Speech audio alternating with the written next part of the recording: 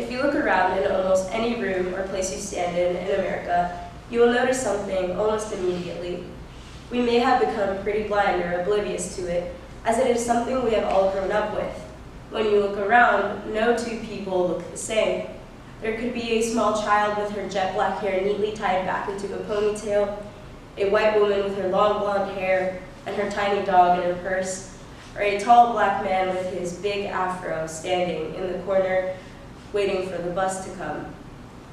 Racial diversity is one of the most beautiful things that America has to offer, since we are all immigrants that came here by boat, by plane, ancestor one way or another.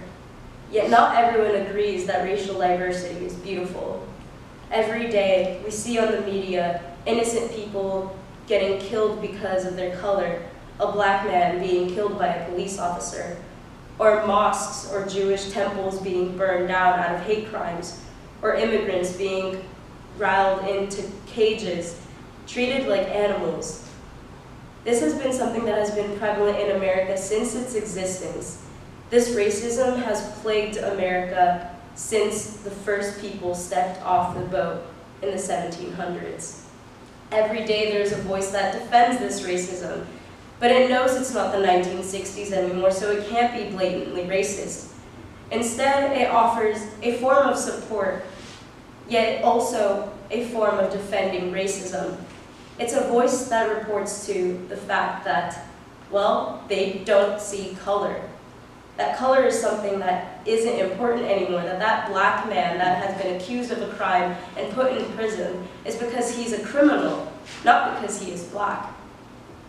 This idea of colorblindness that has been plaguing America since slavery was abolished is one of the most detrimental things that can plague ethnic communities in this day and age.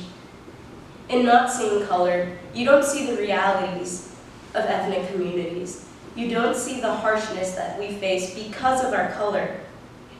In addressing an issue, you fix it. In not addressing it, all you do is ignore it and allow it to exist for many more years. Now, being a person of color, being a first-generation Latina, I have experienced firsthand how my color has been my reality. Just the other week, I was driving back from LA to San Diego when I noticed Border Patrol tailing me. I didn't think anything of it because I'm a US citizen. What do I have to worry about?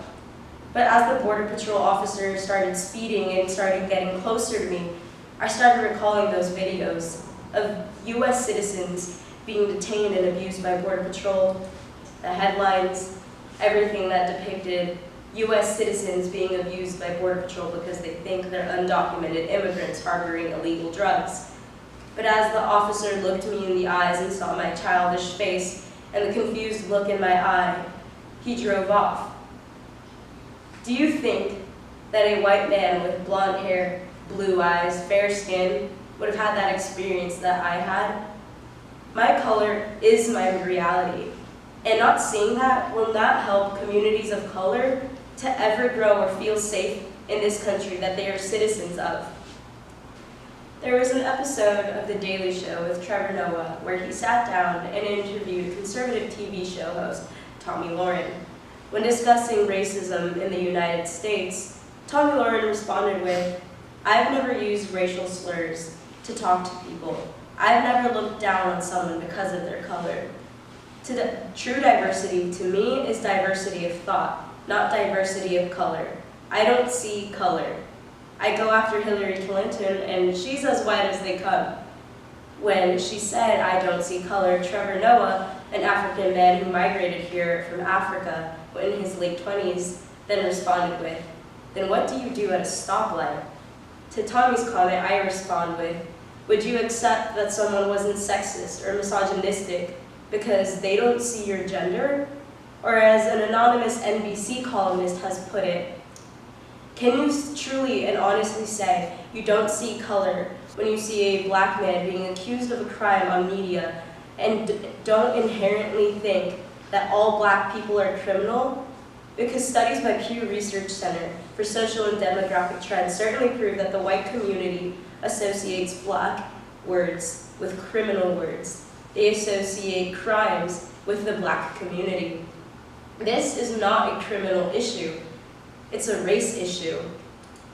When people like Tommy Lauren try to dismiss their racist comments with the idea that they don't see color, they're also trying to dismiss the fact that the US government has countless times used race as a factor to criminalize communities of color.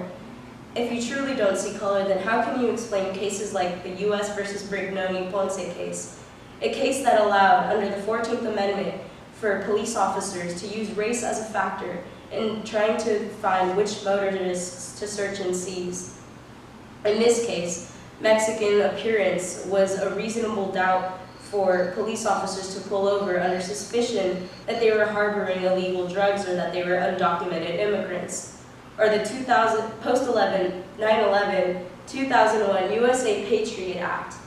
Or how would you defend the first ever Naturalization and Immigration Act in 1790, which explicitly stated that immigration and naturalization was only available to free whites?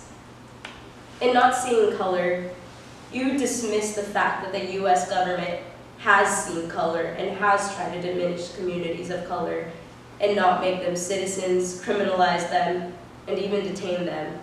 And seeing these three mere cases out of the thousands that the US government has been explicitly racist, how can you say that you still do not see color? In the year 2014, the prison population was 2,306,200 people. Of those 2.3 million people, 85% of them were black.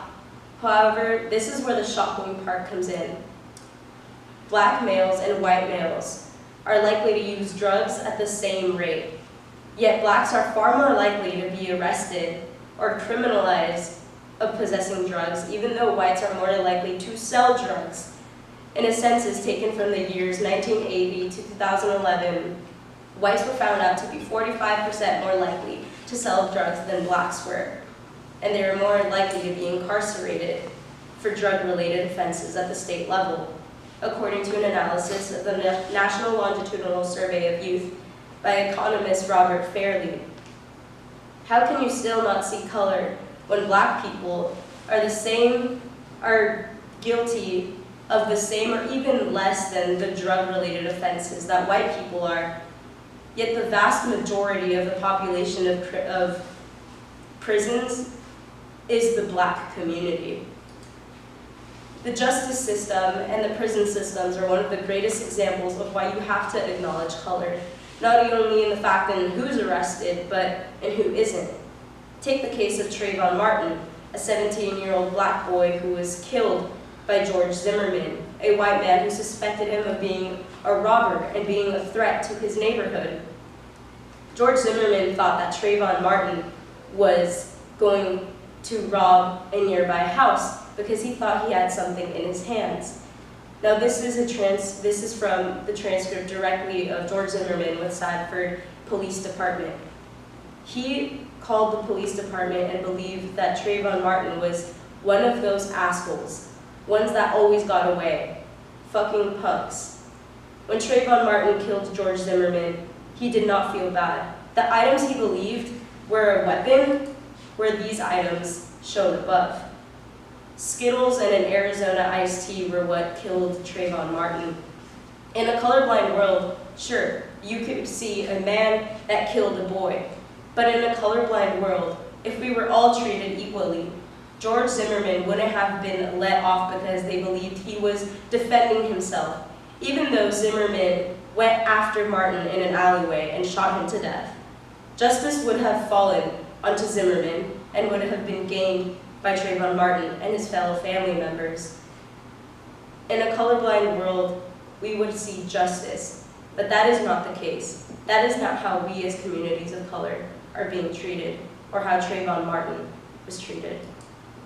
In seeing racial profiling and abuse by the government, the false help of white allies, and their kumbaya statement of "I don't see color," and the unjust life people of color face every day, do you still think that seeing that there's only one race is going to help communities of color, help them get justice? Because no one started saying all lives matter until someone said that black lives do. The I don't see color, colorblind rhetoric only tries to act like it doesn't exist, like racism isn't a problem that is facing America today. It's also a voice that tries to be a voice for the voiceless. If you truly wanted to help communities of color and get justice and be treated equally, don't try to be a voice for the voiceless. Pass the microphone. In recognizing your privilege, that you can't even say you don't see color, it shows that it hasn't affected you, that your color hasn't been a prominent thing in your life that has been your reality. If you truly want to be an ally, acknowledge color, see color in color. See that almost everyone in America that is differently colored or has a different skin color will face a harsher reality than you will because of your color. I'm not trying to tell you to feel bad for being white or feel that your whiteness is what's killing innocent people. No, no, no, that is the last thing I want you to think. I'm just asking you to see color in color and see us.